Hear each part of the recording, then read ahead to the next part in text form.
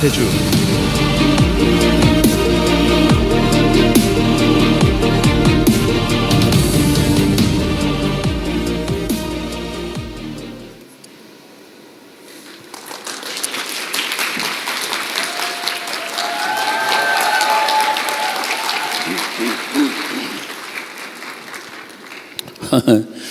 반갑습니다. 사실은 제가 지금 상태가 안 좋아가지고 목 상태도 그렇고 최악 상태는 아니지만은 최선의 상태가 아니라서 좀 불편합니다만은 그냥 주어진 대로 50분 동안 말씀을 드리도록 하겠습니다. 지금까지 이제 이야기를 들어보셨을 텐데 다른 분들은 지식이나 정보나 그런 철학이나 이런 걸 말씀하셨다면 저는 느낌, 떨림 뭐 이런 걸 말씀을 드릴 것 같습니다. 사실 저 뒤에서 대기하면서 보니까 약간 이렇게 너무 많이 와 계셔갖고 좀 두려워요. 집으로 가고 싶은데 그럴 수는 없고 상태도 좀 몸도 좀 힘들고 그렇지만은 그것 자체가 우리 인생이 아닐까 그런 생각이 듭니다. 떨림, 서투름, 낯설음, 좋고 싫음 그런 거에 대해서 한평생 동안 매달리면서 살았던 사람입니다.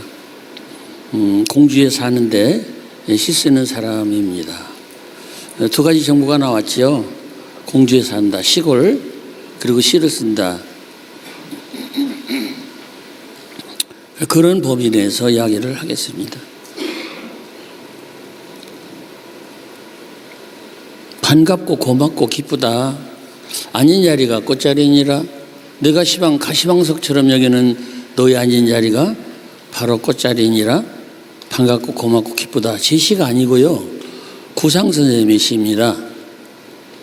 여기 두 가지 두 번 문장이 계속 나오는 문장이 있습니다. 반갑고 고맙고 기쁘다.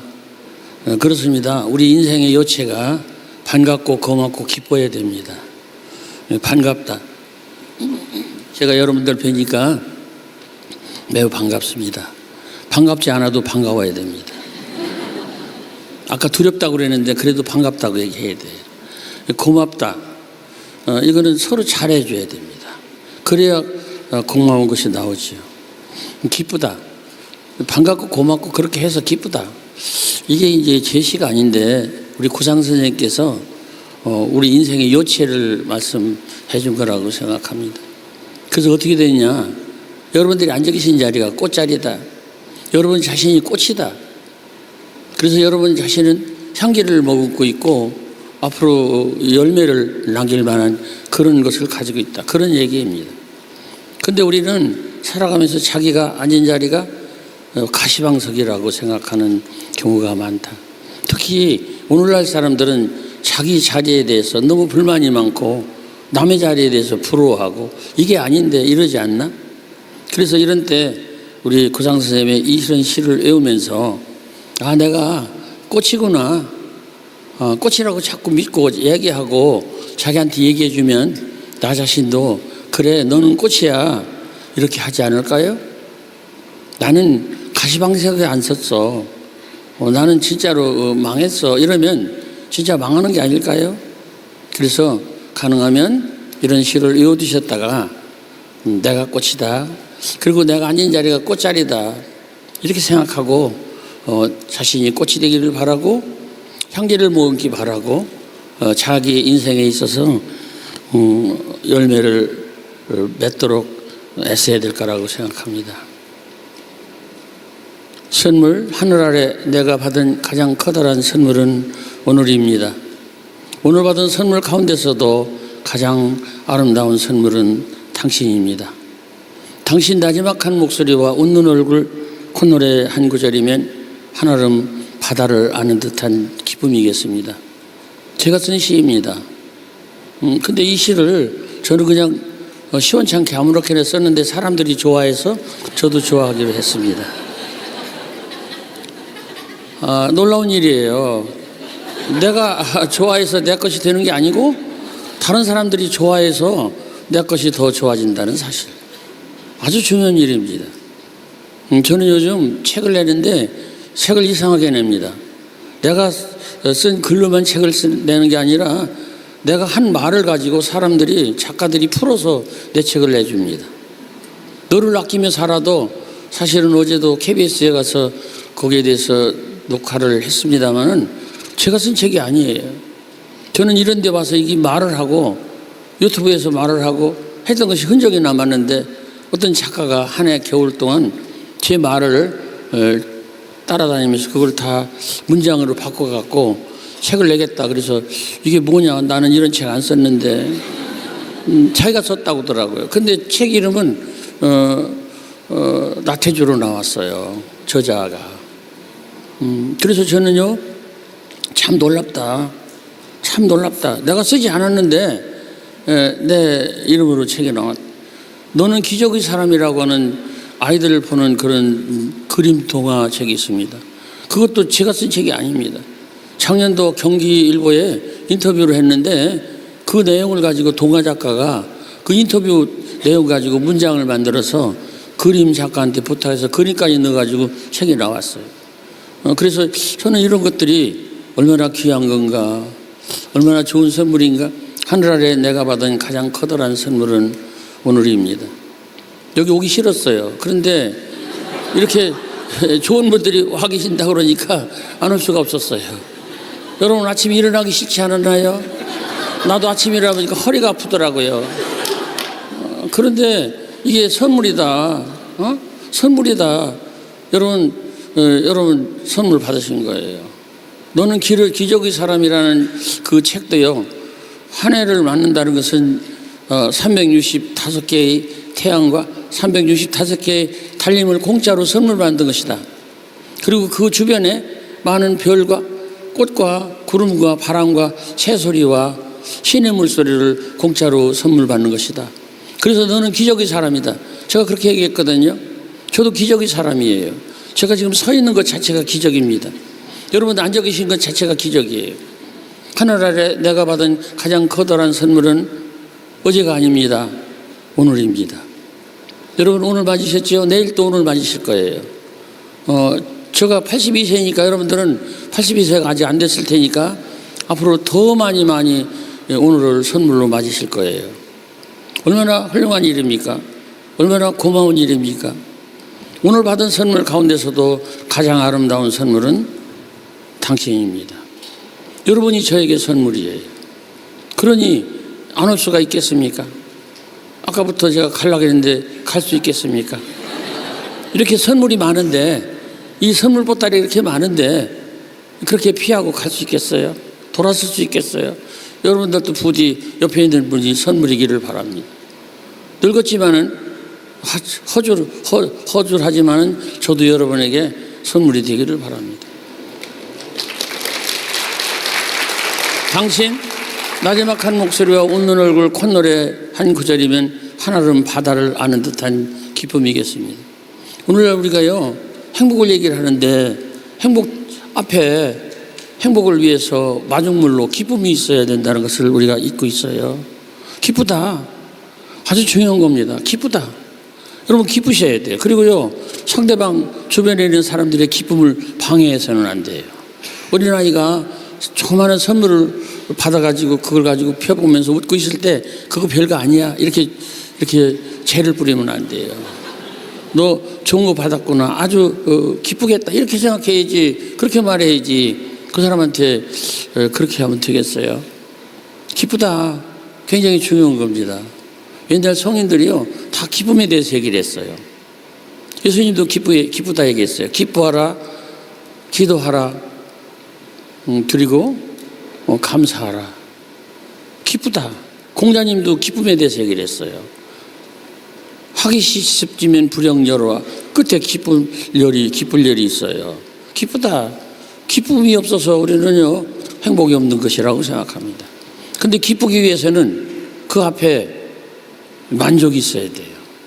근데 만족이 있기 위해서는 좀 감사를 먼저 해야 돼요. 제가 볼 땐 그렇습니다. 감사하고 만족하고 기뻐하면 행복하지 말라고 해도 행복해진 것이다. 그래서 사실은 이 시가 선물이라는 제목의 시인데 사실은 내용은 기쁨의 시이고 더 한 달이 건너면 행복의 시입니다. 여러분 부디 서로 선물 받았다고 생각하시고 집에 가시면 가족들 있지 않습니까? 가족들을 선물이라고 생각하고 직장에 가면 동료들이 있잖아요.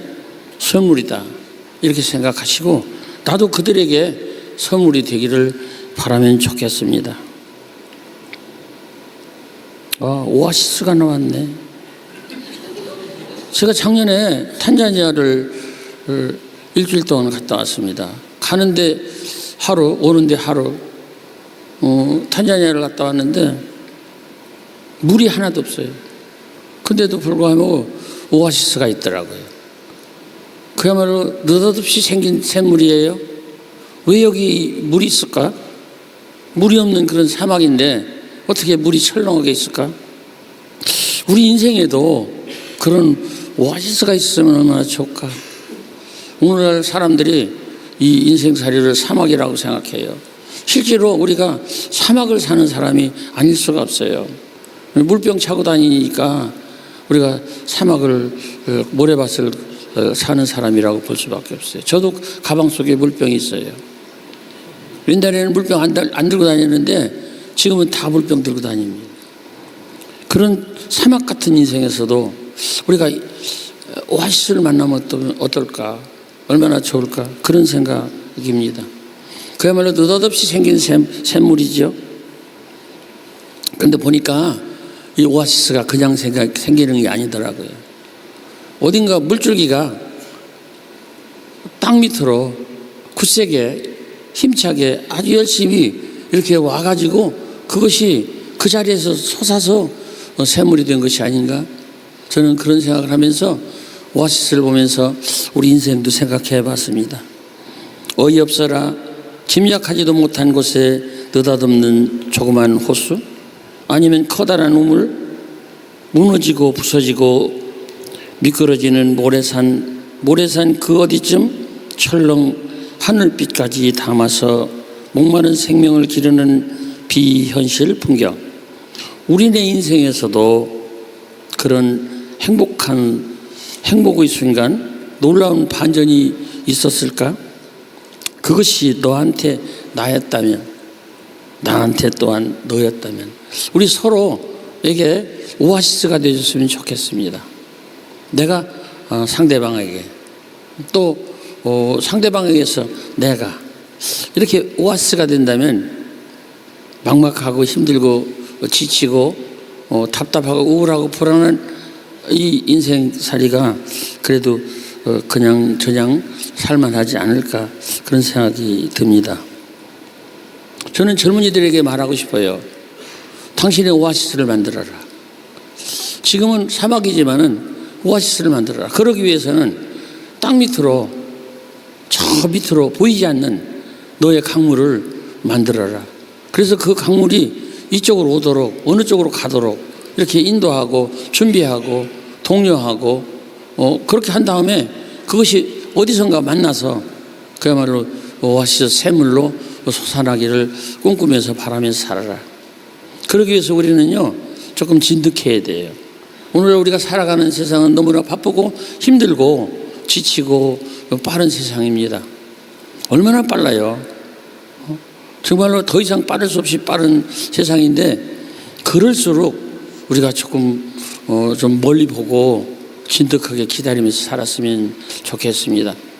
가능하면 10년을 가슴속에 묻고 살았으면 좋겠습니다. 옛날 어른들이 얘기했어요. 10년이면 강산도 변한다. 적어도 10년이면 강과 산이 변할 정도로 그렇게 긴 시간이니까 그 10년을 가슴에 품고 오아시스가 생기도록 그렇게 꿈꾸면서 살았으면 좋겠다. 그리고 너한테 잘하고 또 그 잘한 내가 나한테 왔으면 좋겠다. 제가 지은 책 중에 비교적 잘 나가는 책들은요 너가 들어가 있는 책입니다. 꽃을 보듯 너를 본다. 잘 나갔습니다. 꽃을 보듯 너를 본다가 아니고 만약에 꽃을 보듯 나를 봐라 했더라면 책이 안 나갔을 거예요. 저를 뭐 꽃을 보듯 볼 까닭이 있겠어요. 그렇지만은 제가 여러분들에게 꽃을 보듯 너를 본다 이러니까 뭐 나보고 꽃이래? 그러니까 이 책 사야 되겠다. 그 책이 좋아서 사는 게 아니에요. 제목이 좋아서 사는 거예요. 일본에서도 15만 부 팔렸고 한국에서도 87만 부 팔려서 4월 달에 100만 부 판매 기념 행사를 불꽃문학관에서 합니다. 100만 부가 팔리는 게 쉽지가 않아요. 왕과 사는 남자가 곧 1000만 부, 1000만 명 돌파를 한다고 그러는데 맞지요? 1000만 명? 근데 이 책은요 100만 부가 팔리기가 쉽지 않아요. 그게 제가 100만 부를 제가 다 샀을까요? 우리 집은 그렇게 큰 공간이 없어요. 누가 샀을까요? 너들이 산 거예요. 너들이. 미안해요. 반반해서. 이 너가 굉장히 중요합니다. 너한테 내가 오아시스였으면 좋겠다. 나한테 네가 또 그랬으면 좋겠다. 이렇게 서로 축복하고 응원하고 기도하고 동행하고 그렇게 하고 살았으면 좋겠어요. 제가 교직 정년은 제가 20년이 가까워집니다. 2007년도 교직 정년을 했는데 그 해에 제가 죽을 병에 걸려서 6개월 동안 병원에서 너는 못 산다. 살라고 생각하지 마라. 그렇게 의사들이 선고하는 그런 환자로 살아댔습니다. 6개월 동안 아산병원 또 지방에 있는 대학병원에서 그야말로 죽음 직전의 사람으로 살다가 퇴원했는데 퇴원하고 나서 너무너무 저를 살려준 의사, 간호사, 간호해준 가족 그리고 주변에 친구들, 이웃 고마운 생각이 들어서 제가 문득 쓴 시가 이 시입니다. 멀리서 빈다 어딘가 내가 모르는 곳에 보이지 않는 꽃처럼 웃고 있는 너 한 사람으로 하여 세상은 다시 한번 눈부신 아침이 되고 어딘가 네가 모르는 곳에 보이지 않는 풀잎처럼 숨쉬고 있는 또 나 한 사람으로 하여 세상은 다시 한번 고요한 저녁이 온다. 가을이다. 부디 아프지 마라. 뭐 그런 시입니다. 여기도 너가 있고 내가 있어요. 아침 그냥 온 게 아니고 네가 어디선가 꽃처럼 웃고 있어서 나의 아침이 마련됐다는 사실. 이걸 우리가 조금 생각한다면 아침에 허리 아프고 지치고 따분하고 일어나기 싫어도 일어나기 싫기만 한 게 아니라 감사하게 선물로서 이렇게 일어날 수 있지 않을까 그런 생각이 듭니다. 내가 그런 너에게 갚아야지요. 어딘가 네가 모르는 곳에 보이지 않는 풀잎처럼 나도 싱싱하게 숨쉬고 있어야만 내가 너한테 고요한 저녁을 선물로 줄 수 있지 않을까? 그래서 우리는 둘은 같이 마음을 합해서 말합니다. 가을이다. 부디 아프지 마라. 여러분 가을은 쓸쓸한 계절이고 수확의 계절이긴 합니다만은 작별의 계절이고 상실의 계절이고 그런 가을에 우리는 서로 해야 될 일이 있습니다. 아프지 마라. 우리 서로 아프지 말라고 응원하고 축복하고 기도하고 이렇게 돌봐주면서 살아야 되지 않을까. 의외로 이 시 코로나 때 사람들이 많이 가져다 썼습니다. 만날 수 없으니까 멀리서 핸드폰으로 아프지 마라.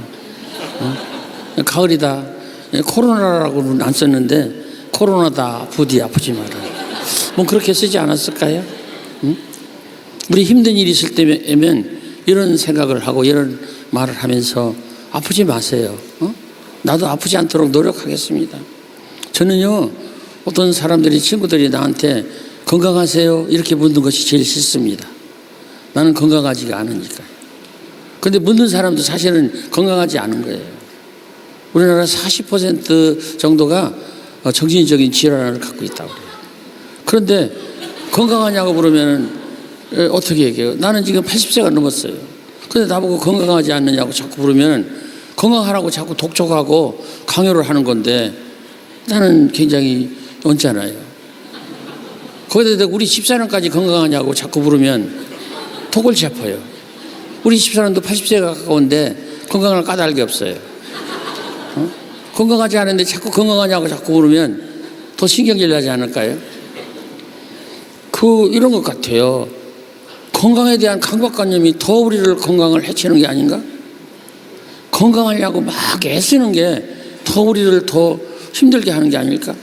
그냥 되는 대로 사는 게 좋지 않을까? 다이어트도 너무 하다 보면 그것도 좀 불편하지 않을까? 그냥 먹고 싶으면 그냥 땡기는 대로 먹고 조금 줄여서 먹고 그러면 좋지 않을까? 그런 생각을 해봅니다.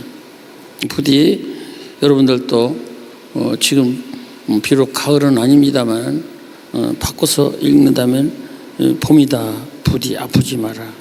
제가 이 봄만 되면 아픈데 생일이 3월 16일입니다. 아직 생일이 아직 가까워지고 있지만은 아직 안 됐는데 저는 이렇게 봄만 되면 아플 때 내가 세상에 나가려고 이렇게 아픈 거다. 어머니 뱃속에서 이제 세상에 나가려고 아픈 거다. 3월 16일이 되면 나는 세상에 나왔다. 그래서 1년을 살 만한 내 희망이 생겼다. 그렇게 생각을 합니다. 조금 기다려 주세요. 3월 16일이면 내가 세상에 나올 것입니다. 여러분 세상에 나오는 날은 언제입니까? 기다려 보세요. 그 날에 여러분 세상에 나오십시오. 내가 세상에 나왔다. 아기로 나왔다. 처음 보는 하늘이다. 처음 보는 사람이다. 처음 만나는 바람이다. 이러면 세상이 싱싱하고 아름답고 좋아질 거라고 생각합니다. 저는요, 젊어서 이런 얘기를 들었어요. 살아난다는 보장만 있다면 젊어서 죽을 병에 한번 걸려보는 것도 나쁘지 않겠다. 살아난다는 보장만 있다면입니다.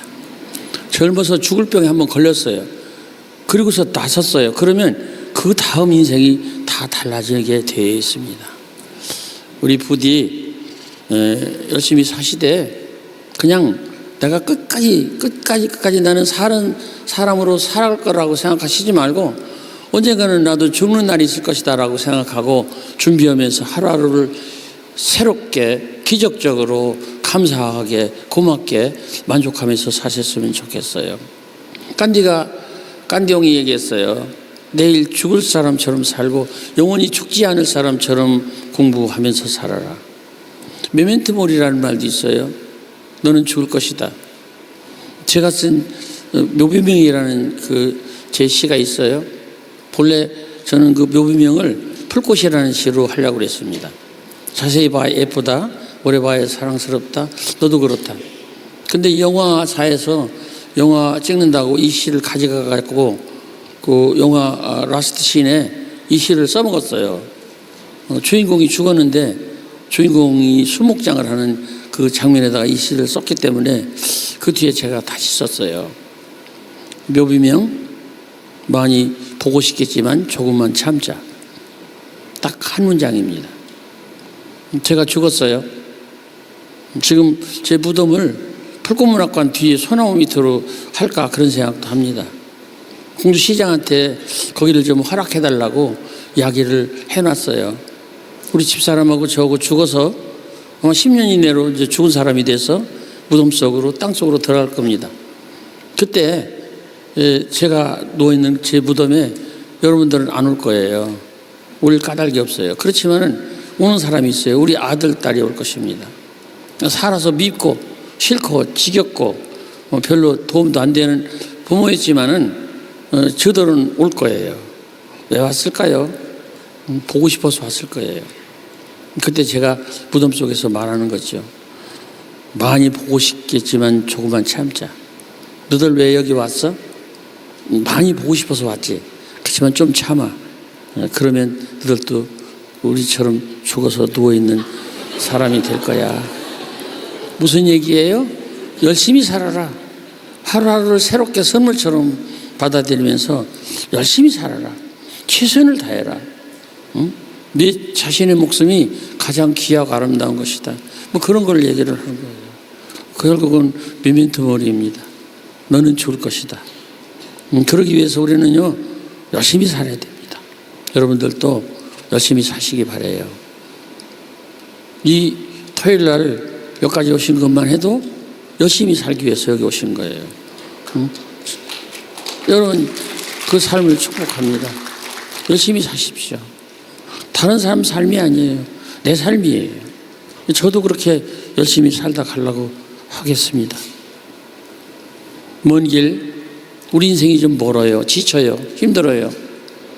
함께 가자, 먼 길. 너와 함께라면 멀어도 가깝고 아름답지 않아도 아름다운 길.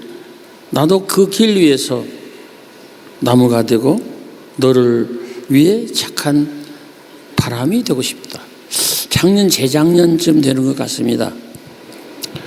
KB국민은행에서 시를 하나 갖다 쓰고 싶다. 그래서 쓰라고 그랬어요. 근데 뭐 광고료도 많이 준다고 하더라고요. 바로 이 시인데, 이 시를 갖다가 전면 광고로 쓰고 400만 원을 준다고 해서 제가 받았습니다. 염치 없죠. 이렇게 짧은 걸 주고서 400만 원이나 받았으니까 좀 미안하죠. 어쨌든 이 먼 길이라는 시를 가지고 그 국민은행에서 광고를 냈어요. 서울역 앞에 눈이 내리는 겨울날에 노숙자가 있었답니다.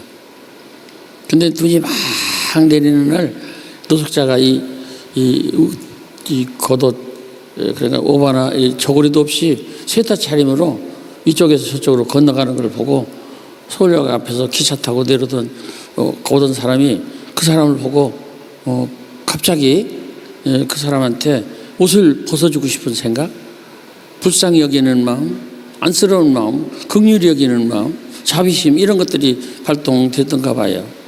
그래가지고 막 달려가가지고 자기 외투를 벗어서 노숙자한테 걸쳐주고 장갑을 빼서 끼워주고. 근데 그걸 보고 우리나라 사람들 참 놀라워요. 놀랍게도 그 눈 내리는 그 풍경과 두 남자가 하나는 옷을 벗어주고 하나는 옷을 받아 입고 하는 그 모습을 사진을 찍었다, 그거예요. 그래서 그 사진을 구해가지고 이 시하고 이렇게 맞춰가지고 광고를 냈다, 그런 얘기입니다. 그러면 그 노숙자하고 그 노숙자에게 옷을 벗어주는 참 누군지 모르겠지만은 선량한 한국인을 생각하면서 한번 이 시를 다시 한번 들어보실까요? 먼 길 나태주. 함께 가자, 먼 길. 너와 함께라면 멀어도 가깝고 아름답지 않아도 아름다운 길. 나도 그 길 위에서 나무가 되고 너를 위해 착한 바람이 되고 싶다. 우리 서로 힘든 인생길에 누군가에게 나무가 되고 그 사람을 위해서 등을 밀어주고 그 사람이 땀을 씻어주고 그 사람을 달래주는 그런 바람이 되면 어떨까요? 그런 생각이 듭니다. 사실은요, 남한테 주고서 기뻐하는 그런 사람이 참 좋은 인생을 사는 사람이라고 저는 생각합니다. 이 세상에서 제일 불행한 사람은 이런 사람이에요. 받은 건 잊어버리고 준 것만 기억하는 사람입니다. 그래서 그런 사람들은요, 계속 누구한테 주었다고만 말을 하고 받았다는 말을 안 해요. 옛날 부모들이 아마 비교적 그런 생각을 하시지 않았을까? 아닌 것 같은데 그런 부모들이 있을 수 있어요. 내가 너한테 준 것이 얼만데 너는 기껏 이것밖에 안 하느냐, 이렇게 생각할 수가 있어요. 그러면 그런 부모님들은요, 자기만 불행해요. 근데 이렇게 하면 어떨까요? 받은 것은 잊어버리지 않고 준 것은 잊어버리는 마음. 그러면 계속해서 주고 싶지 않을까요? 이런 마음 또한 옛날 부모님들이 가졌을 마음입니다. 똑같은 부모님이에요. 어떤 부모님은 준 것만 기억하고 받은 것을 기억하지 않는 부모님이 있을 수 있고, 어떤 부모님은 받은 것만 기억하고 준 걸 기억하지 못한다면 계속해서 주지 않을까요? 우리 가능하면 계속 누구에게가 주는 사람이 됐으면 좋겠습니다. 그래야지 내가 받은 것만 생각하고 준 것만 생각하고 받은 것은 기억하지 않으면 얼마나 세상이 썰렁하고 섭섭하고 억울하고 분할까요? 남을 위해서 좋은 일을 하고 그를 위해서 희생하고 봉사하고 거기까지는 어렵지만은 남을 도와주는 그런 사람이 되었으면 좋겠습니다.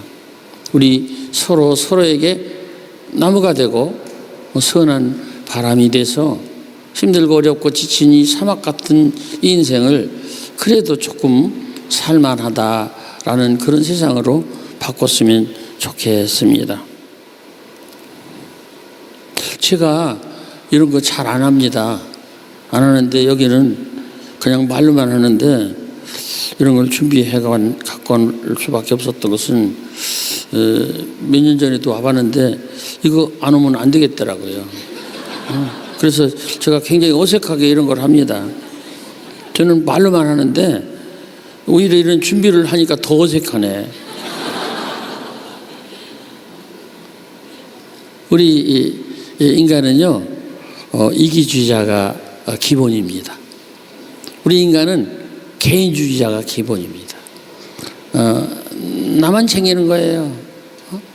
그래서 우리 젊은 분들은 자기의 이기주의와 자기의 개인주의에 대해서 너무 탓하지 마시기 바랍니다. 이기주의와 개인주의가 기본이에요. 그래서 우리가 노력하는 거고 우리가 연구하는 거고 일하는 거고 우리가 열심히 잘 사는 거예요.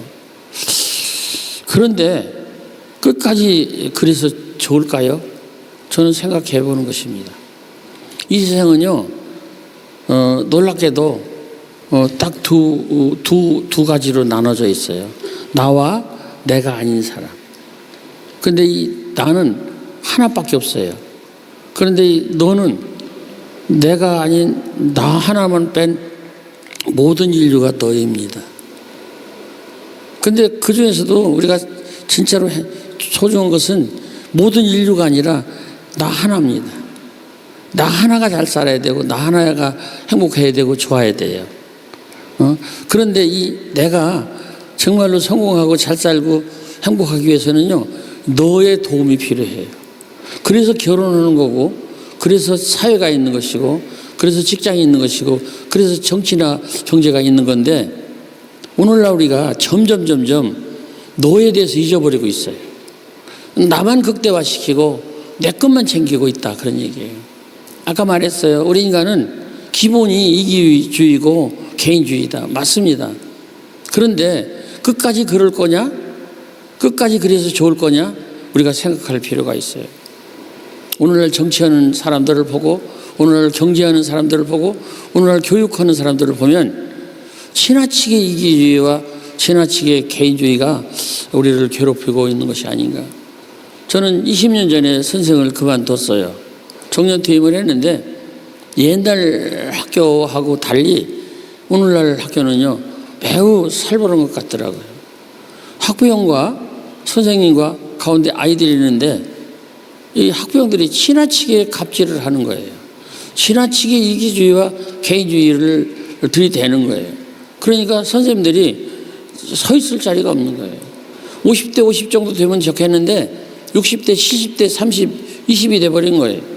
그래서 교육대학 들어가는 아이들이 안 들어가려고 하고 수능 점수가 점점 낮은 아이들이 교육대학에 온다고 그러고, 교직이 특히 초등학교 선생이 기피직 중에 하나라고 이야기를 해요. 몇 년 안 됐어요. 서울에 있는 서희초고등학교, 초등학교, 서희초등학교, 그 학교에서 선생님 한 분이 자결한 그 사건 이후에 이 선생님들을, 그 초등학교 선생님을 피하는 사람들이 많고 조기 퇴직하는 사람들이 많이 늘어나고 있다. 그런 소식을 듣는데 이게 바로 지나치게 이기주의, 개인주의, 이게 심해져서 자기만 챙기다 보니까 너가 없어서 그렇다고 저는 생각합니다. 제가 시를 쓰면서 평생을 산 사람인데 저도 처음에는 내 얘기만 썼어요. 출창 내 얘기만. 인간이 이기주의와 개인주의가 기본이니까. 근데 나중에 나이가 들어서 좀 지나면서 제가 생각해 보니까 내 얘기만 써서 될 건가? 그래서 제가 너의 얘기를 좀 넣어서 같이 썼습니다. 너의 슬픔, 너의 괴로움, 너의 소망, 너의 그리움 이런 걸 좀 가져다 쓰니까 무슨 일이 일어났느냐? 책이 잘 팔리는 일이 일어났습니다. 그렇습니다. 너에 대해서 챙겨야 너들이 그 책을 사가는 게 아닌가. 저 책 중에 많은 책들이 너라는 그 대명사, 그 명사가 들어있어요. 너를 아끼며 살아라. 가장 예쁜 생각을 너에게 주고 싶다. 다 잘 나갔습니다. 아주 중요한 것입니다. 우리는 이제 내가 잘 살기 위해서, 내가 좋아지기 위해서 너한테 잘해야 돼요. 철저하게 잘해야 돼요. 저도요, 사실 공주 풀꽃문학관에 있다 보면요, 9시에 출근하고 9시에 문학관에 나가갖고 5시 반에 올 때까지 가방을 못 풀어보고 사람들한테 시달리면서 살을 때가 있어요. 저녁 때 되면은 도대체 내가 뭐 하고 살았나? 인사해야 되고 말해야 되고 사진 찍어줘야 되고 사인해야 되고 뭐 그렇게 이제 하루 종일 있다가 온다 하더라도 그래도 내가 보람있게 내가 좋은 일을 한 게 아닌가 이렇게 생각하면서 저를 달래는데 우리 부디 남한테 좀 잘하는 우리가 됐으면 좋겠습니다. 놀랍게도 우리는요, 남의 기억 속에서 산다는 것을 우리는 알아야 됩니다. 타인의 기억 속에서 내가 산다. 여기 좋은 사람이 있어요. 아주 착한 사람이 있어요. 사람들이 착하다고 합니다. 근데 그 사람이 혼자서 내가 착한 사람이야 어쩔래 이래서 착한 사람이 되질 않습니다. 주변에 있는 너들이, 다른 사람들이 저 사람은 착한 사람이야, 어쩔 수 없이 착한 사람이에요, 이럴 때 본인이 사양해도 그 사람이 착한 사람이 되는 겁니다. 여기 나쁜 사람이 있어요. 나쁜 놈이 있는데 왜 놈이라고 할까요? 나쁘니까 놈이라고 하죠. 나쁜 놈이 있어요. 혼자서 자기가 스스로 나쁜 놈이 되는 게 아닙니다. 나쁜 짓 하다 보니까 다른 사람들이 그 사람을 보고 나쁜 사람이야 이러기 때문에 나쁜 사람이 되는 게 아닐까. 우리는 타인의 기억을 우리가 좋게 하기 위해서 노력할 필요도 있어요. 제가 화가 그림 그리는 사람들을 많이 하는데 묻습니다. 당신은 왜 그림을 그립니까? 돈 벌기 위해서 그림을 좋아하니까? 그림 잘 그리니까? 유명해지기 위해서? 그럴 수 있습니다. 그렇지만은 그 사람들이 모르고 있는 게 있어요. 오래 살기 위해서. 오래 살기 위해서. 그 대표적인 사람이 빈센트 반 고흐입니다. 30대 초반에 자결해서 죽었지요. 그렇지만은 그 빈센트 반 고흐는 아직도 살아 있습니다. 사람들 뇌리 속에, 마음 속에 여전히 살아 있습니다. 제가 중학교에 가서 아이들에게 강연을 했어요. 하면서 윤동주 선생 얘기를 했습니다. 윤동주 선생님이 1945년 2월 16일 날 돌아가셨다. 어떻게 그걸 나태주고 아느냐? 제 생일이 1945년 3월 16일이다. 그래서 한 달 만에 그분이 돌아가시고 한 달 만에 내가 태어났다. 저하고 윤동주 선생 닮은 게 없어요. 그분은 일찍 돌아가셨고 나는 늙겠도록 이렇게 살았고, 그분은 뭐 그렇게 이제 애국시를 썼는데 저는 그런 일이었고, 그래서 이제 그렇게 핑계를 대는데 닮은 점이 있긴 있네. 끄트머리 주자가 닮았습니다. 아이들한테 얘기해요. 1945년 2월 16일에 돌아가셨다. 그러면 어떤 아이가 저한테 항의 비슷하게 얘기합니다. 윤동주 선생님 죽지 않았어요. 뭐 내가 방금 죽었다고 그러는데 안 죽었다면 그게 무슨 소리냐. 내 마음속에 살아있어요. 아이들이 그렇게 얘기합니다. 아이들 마음속에 윤동주 선생님이 살아있으면 살아있는 거예요. 우리도 될 수 있으면 다른 사람 마음속에 살아있는 사람으로 남아있었으면 좋겠어요. 우리가 부모의 제사를 지내고 부모에 대한 추도 예배를 드리고 누군가를 기념하고 말하고 이러는 것도 우리 마음속에 있는 그 사람의 기억을 사랑하고 아끼고 존중하는 것이 아닌가 그런 생각이 듭니다. 세종대왕 살아 계십니다. 링컨 살아 있어요. 근데 아주 나쁜 이름으로도 살아있는 사람도 있죠. 그래서 가능하면 좋은 뜻으로 좋은 의미로 살아있는 우리 자신이 되었으면 좋겠다. 그래서 제가 쓴 시가 이것입니다. 이 시는 제가 외우지 못함으로 보고 있도록 하겠습니다. 아유, 왜 이렇게 꽉 차 있냐?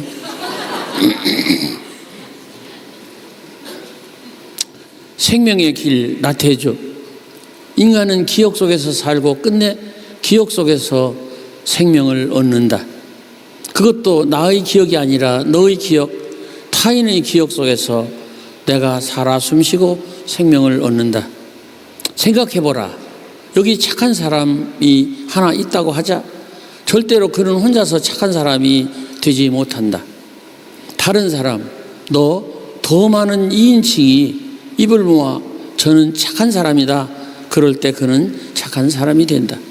비록 그 사람 지상에서 목숨 다하는 날에도 세상 사람들 타인의 기억 속에 착한 사람이라는 기억이 남아있는 한 그는 죽어서도 산 사람이고 숨쉬지 않는 사람이지만 여전히 숨쉬는 사람이다.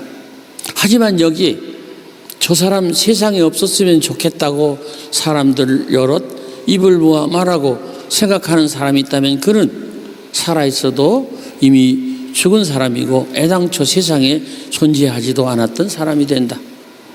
그러하다. 기억이 생명이고 존재다. 그것도 나의 기억보다는 타인의 기억이 더욱 그렇다. 잊지 말아야 할 일이다. 타인의 기억 속에서 내가 좋은 사람으로 남아야 한다는 것, 그것이 또 하나 생명의 길이라는 것, 이것은 실은 무서운 일이다.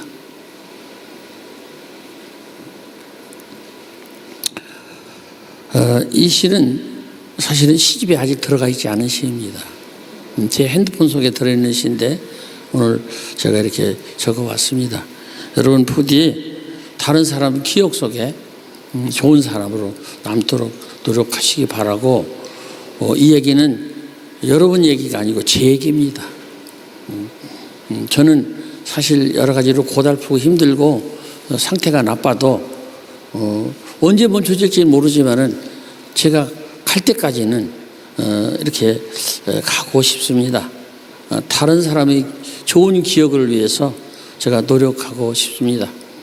그리고 여기 서서 지금 8분 20초 남았는데 이렇게 서서 이야기하는 동안에 제가 기력을 회복했습니다. 목소리도 좀 좋아졌고 다리가 휘청거리는 것도 좀 빳빳해졌고 훨씬 제가 좋아졌습니까? 누구의 힘으로 이렇게 제가 좋아졌을까요? 여러분들의 힘으로 좋아진 것입니다. 이렇게 우리는 서로가 서로에게 힘을 주고 에너지를 주고 축복해주고 도와주고 그래야 되지 않을까, 그런 생각이 듭니다. 아침에 제가 강연이나 이런 걸 나갈 때는 제 집사람이 많이 걱정을 합니다. 저 인간 살아서 돌아올까? 근데 저녁 때 돌아갈 때는 더 쌩쌩해서 돌아갑니다. 아, 이상한 일도 다 있다. 아침에 비실기르던 인간이 저녁 때 잘 돌아왔네. 에? 거기다 대고 컴퓨터까지 가서 두적거리고 글도 쓰고 그래요. 그런 힘은 어디서 나왔을까? 다른 사람들한테서 나온 것입니다. 우리 서로가 서로에게 도와주고 에너지를 주고 부추겨주고 축복해주고 기도해주고 응원해주고 그런 동행이 있기를 바랍니다. 여기까지 제 얘기를 마치도록 하고요. 혹시 주최 측에서 Q&A 이런 걸 하라고 한다든가 권하거나 그러면 그런 걸 하도록 하겠습니다. 여기 계신 분 중에 물어주시면 답변을 하도록 하겠습니다. 가능하면 강연 잘 들었습니다 이런 얘기 하지 마시고 그냥 본론을 이렇게 직접적으로 단순 명쾌하게 물어주시기 바랍니다. 어떻게 할까요? 네, 관객석 불 밝히고요. 네,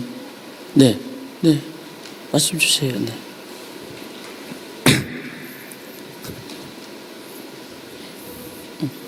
본론부터 얘기할까요?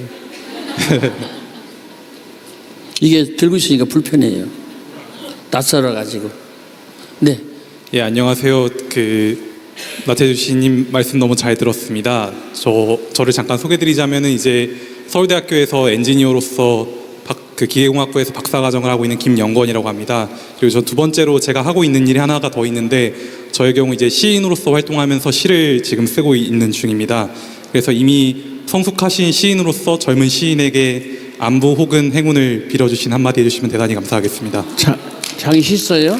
예, 싶습니다. 시 쓰는 거 쉽지 않은데 웬만하면 쓰지 마시지. 근데 이제 제가 그 시인님 유튜브에서 내용을 봤었는데 어느 순간에 이게 한계점을 넘어서니까 이게 터지듯이 시가 써지더라고요. 그래서 한 달에 시가 한 100편이 넘게 나오기도 하는데 어쩔 수 없는 것 같습니다. 이미 지나쳐버렸습니다. 약간 미쳤네. 정확하십니다.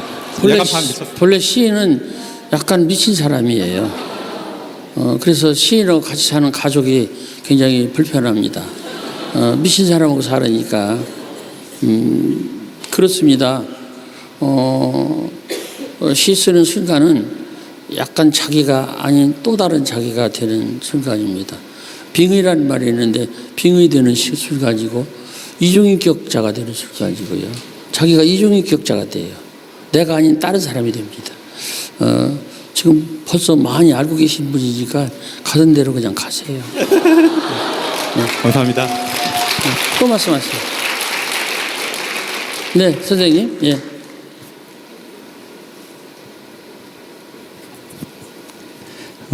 오늘 말씀 중에 약간 인생 문장 같은 말씀을 제가 만났는데요. 살아난다는 보장만 있다면 젊어서 죽을 병에 걸리는 것도 괜찮겠다라고 생각하셨다는데 제가 작년에 수천만 원 정도 이상의 비용을 들이면서 10개 진료 과목에 병원을 다니면서 이렇게 좀 회복을 하고 있는 중인데 어떤 계기로 그런 생각을 하셨는지 그 통찰에 대해서 궁금합니다. 저는 그 시인이 된 것이 인천에 사는 여자한테 버림받아서 시인이 됐어요. 같은 학교 선생님이었는데 26살 때 그 여자한테 결혼하고 싶어서 많이 매달렸는데 그 여자가 버려줘갖고 시인이 됐어요. 만약에 그 여자가 버려주지 않았다면 저는 시인이 안 됐을 거예요. 그래서 버림받는 것이 또 축복이다. 그게 버림받으라는 건 아니에요. 버림받았을 때는 그걸 축복으로 바꿔라. 그런 얘기예요. 그래서 지금 돈을 많이 쓰신 것 같은데 무엇에 쓰셨는지는 모르겠지만은 그 치료안이라고 썼습니다. 병원에 다니면서 치료안이라고 10개 병원 진료 과목에 치료를 받았습니다. 예. 나하고 비슷하신데 그렇게 함으로써 생명의 소중성을 알지 않았을까요? 그리고 날마다 좋은 날이고 아프지만은 참으로 감사한 날이고 그런 것을 깨닫지 않았을까요? 그래서 감사와 만족을 깨닫지 않았을까? 다른 분보다도 훨씬 더 깊게 아름답게 깨닫지 않았을까? 그때 제가 보니까 건강하신 것 같은데 그런 모습을 갖고 씩씩하게 잘 살아갑시다. 저도 비슷해요. 네. 성한 데가 없습니다. 네. 또 말씀하시죠. 네, 여기 여자분.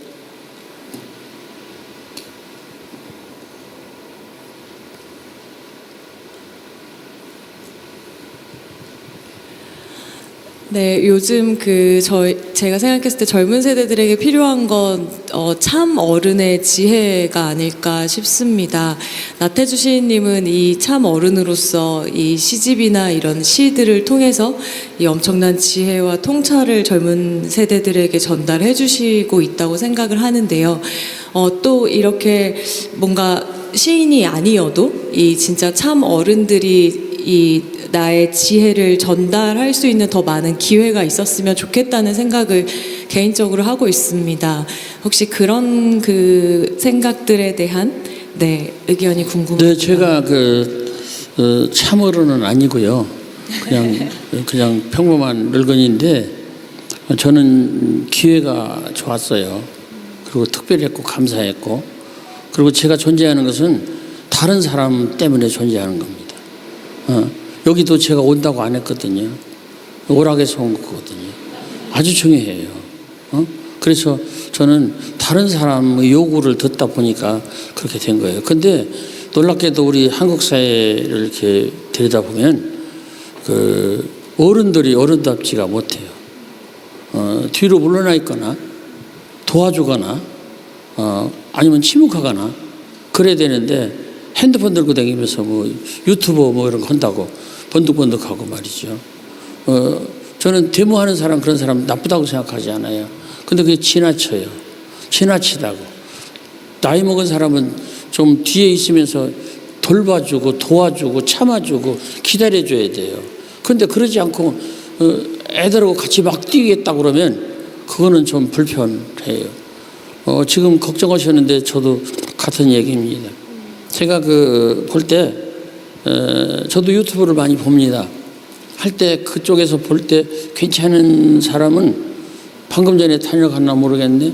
최재천 씨하고 그리고 문영배 씨 괜찮은 것 같더라고요. 저는 정치적인 성향이 없는 사람이에요. 근데 이제 문영배 씨의 고뇌 이런 걸 책으로 읽었어요. 그분의 뭐더라 배려든가 호의에 대하여 라는 책에서 그런 걸 알았는데 좀 어른이 좀 뒤에서 젊은이들을 축복해주고 기다려주고 도와주고 그랬으면 좋겠어요. 저는 뭐 참어른까지는 아니고 그냥 늙은이로 그냥 있겠습니다. 네, 또 말씀하시죠. 예, 여기 예, 선생님 예.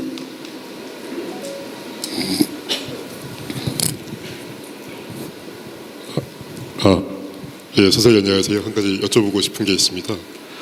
아까 그 타인에게 착하게 해야 된다는 말씀을 많이 강조하셨는데요. 요즘은 이기적인 게 참 많은 것 같습니다. 뭐 일을 하면서도 이기적인 사람들과 많이 마주하고 내가 착하게 하면 손해 보는 것 같고 바보 같은 게 아닌가 그러면서 후회를 하기도 하고 이런 걸로 손해를 보는 게 아닌가라는 고민 참 많이 하는데요. 타인을 위해서 어떻게 그 범람하는 이기심 속에서 기뻐하고 고마워한다는 마음을 새기셨는지 여쭙고 싶습니다. 우선은 우리가 살아갈 때 아까도 뭐 너를 위해서 전폭적으로 살 수는 없지요. 나를 채우고 남는 걸 가지고 너한테 주는 세상 그런 사람들이 됐으면 좋겠다는 말씀을 드렸는데 우리 젊은이들 또 저도 마찬가지인데 지금은 너무 빠르고 너무 많아요. 너무 밝고요. 다시 말씀드릴게요. 너무 빠르고 너무 많고 너무 밝아요. 그래서 이거를 자기 나름대로 조절할 필요가 있다고 생각해요. 너무 빨리 가는데 자기도 막 똑같은 속도로 빨리 가지 말고 좀 비켜섰으면 좋겠어요. 저는 그렇게 생각합니다. 그리고 너무 많아요. 선택할 필요가 있어요. 그리고 너무 화내. 특히 서울이 너무 화내. 그러니까 서울 사람들 우울지수 굉장히 높을 겁니다. 너무 화는데 나는 어둡잖아요. 그래서 본인이 선택하고 집중하고 이렇게 살았으면 좋겠어요. 그리고 저 지하철 타다 보면 Watch your step, 네 발밑을 봐라 그런 문장이 있는데 좀 다른 데만 쳐다보지 말고 자기 발밑을 좀 봤으면 좋겠어요. 자기가 누리고 있는 것, 자기가 갖고 있는 것 그거에 대해서 감사하고 고맙고 괜찮다 이렇게 생각하고 좀 기다렸으면 좋겠고요. 우선 그런데 자기의 미래에 대해서는 좀 멀리 봤으면 좋겠어요. 그러니까 한 1년 정도 하다가 안 되면 그냥 때려칠 게 아니라 아까도 얘기한 것처럼 10년 정도는 해보고 아무래도 이건 안 되겠다 이렇게 했으면 좋겠어요. 그래서 서너 가지를 가지고 이거 갖다 저거 갖다 이렇게 하면 이것도 저것도 아무것도 안 되는 게 아닌가. 그래서 하나를 잡고 그냥 어렵겠지만은 뜬짓하게 그냥 갔으면 좋겠다. 저는 얘기를 한다면요. 저는 시 쓰는 일밖에는 할 수가 없어요. 아무것도 못해요. 아무것도. 그냥 시가 좋아서 시를 잘 쓰는 사람이 아니에요. 저는 잘 쓰고 싶은 사람이에요. 절대로 잘 쓰는 사람이 아닙니다. 잘 쓰는 사람 같으면 난 안 써요. 아주 중요한 겁니다. 잘 쓰는 사람은 안 써요. 자기가 잘 쓰니까. 그래서 저는 잘 쓰고 싶어요. 그리고 시 쓰는 걸 좋아합니다. 누가 말려도 저는 시를 쓰고 이렇게 말합니다. 너 감옥에 가고 시 쓸래? 아니면 감옥에 안 가고 시 안 쓸래? 그러면 저는 감옥에 가고 시를 쓰는 사람 편에 쓰겠다. 이게 제 얘기입니다. 헤르만 헤세 얘기했어요. 14살 때 나는 시 쓰는 사람이 아닌 사람은 아무것도 되지 않겠다. 이게 헤르만 헤세 얘기예요. 그래서 헤세가 나온 거예요. 그래서 힘들고 지치더라도 본질은 변하지 않으니까 그냥 자기를 지키면서 꿋꿋하게 가시기 바랍니다. 던지터니까 잘 되실 것 같아요. 또 한번 얘기했었죠. 주제 측 그만 끝내요? 끝내요? 마무리? 예. 또, 예. 예. 또, 예. 한 번만 더. 한 번만 더. 예.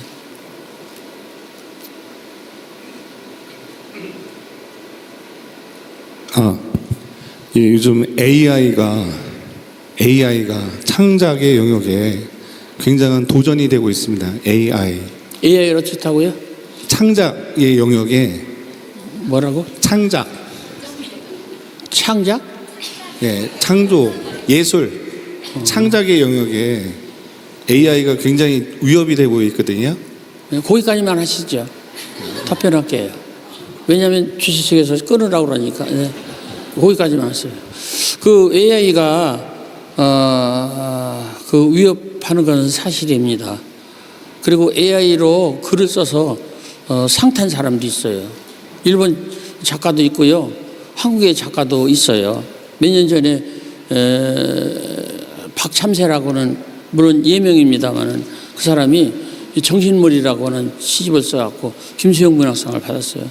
읽어보니까 정신머리가 없더라고. 답이에요. 제목이 정신머리인데 책을 읽어보니까 정신머리가 없어요. 뭔 소리 쓴지를 모르겠어요. 그러고서도 그걸 갖고 상을 줬는데 뭐 상 준 사람도 정신머리가 있어서 줬는지 모르겠는데 얼마 전에 제가 챗GPT에게 이 얘기만 할게요. 얘기를 했어요. 나태주 시의 기법은 반복 병치 반전이다. 자세히 보아야 예쁘다. 오래 봐야 사랑스럽다. 너도 그렇다. 자세히 오래 병치 보아야 반복 예쁘다. 사랑스럽다. 병치 맞지요? 그리고 끝에 가서 너도 그렇다. 이것은 반전이다. 이걸 얘기를 해줬어요. 얘한테. 그랬더니 나무에 대해서 시를 쓰라 했더니 이렇게 3줄짜리 반복 병치 반전의 글을 써요.